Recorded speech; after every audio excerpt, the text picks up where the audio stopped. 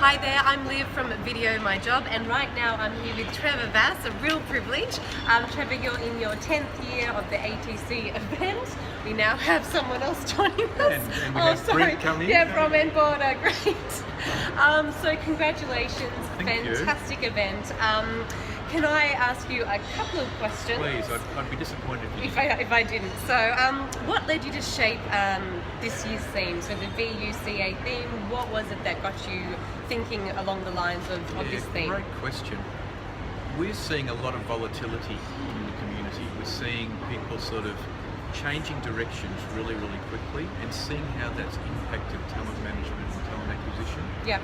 So in thinking about that, we always have a, what do we think is the best theme? What is the best direction to take the conference? How can we add value in the greatest way? And so VUCA was created. And that's a military term. It was not one that you use typically for HR or talent management. No. So that was coined, and it was good and it was bad.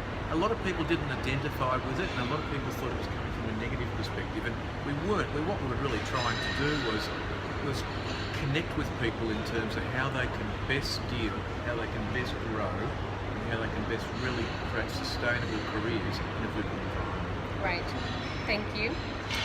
Next question.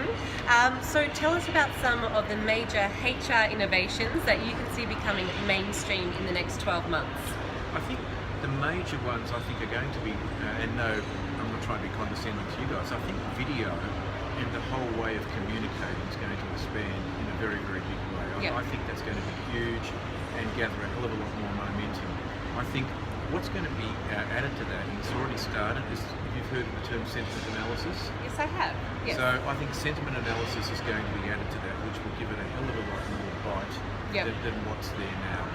I think the other thing that I'm seeing is that the whole notion of psych assessment and analytics is going to gain a hell of a lot more momentum. So when you put all of those things together, I think the work that we will need to do will move more into the talent management space, away from the manual selection processes that we're seeing now, which are very time consuming. Yes. And I think it will Everything needs to be quicker and faster and more accessible. Yeah. And I think it will allow people to grow, people to learn new things, and people to develop in new areas. Great. All right, thank you. And can you give us your key digital thoughts around how recruiters can do it better digitally? I think first and foremost, it's about understanding your network and your impact on your network, and really understanding the market for the client. I find a lot of recruiters are really good in terms of their own network and the HR network, but how strong are they in terms of really representing their client's business in their network? Okay. If they really get to know that, understand the business solutions, then I think they can make a greater impact for their client and support their client better in that area.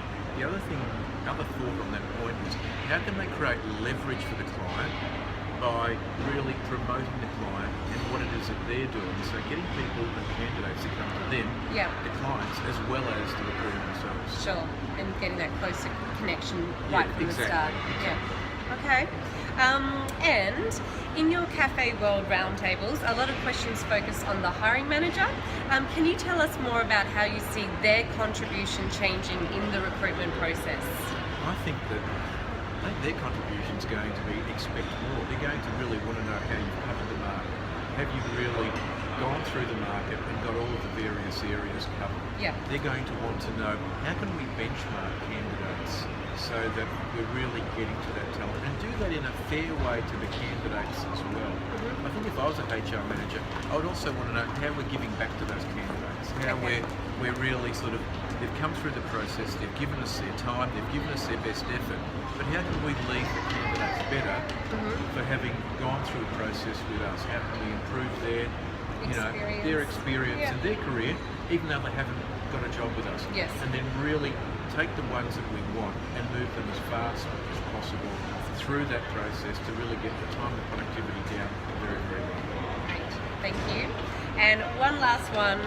I know it's hard for you to be impartial since this is your event or you are the creator, but who are you looking forward to hearing speak most this year at the conference? If you can comment, if you can't, don't worry.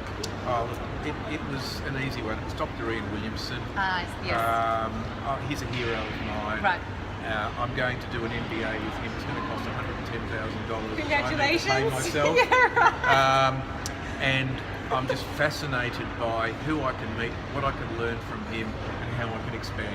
Yep, fantastic. Well, I'm certain after seeing him talk yesterday that you'll get all of those things, and you certainly will expand, if anything. But anyway. Thank you for interviewing. Thank you so much. It's such a pleasure Really to meet you. enjoyed Thank it. you.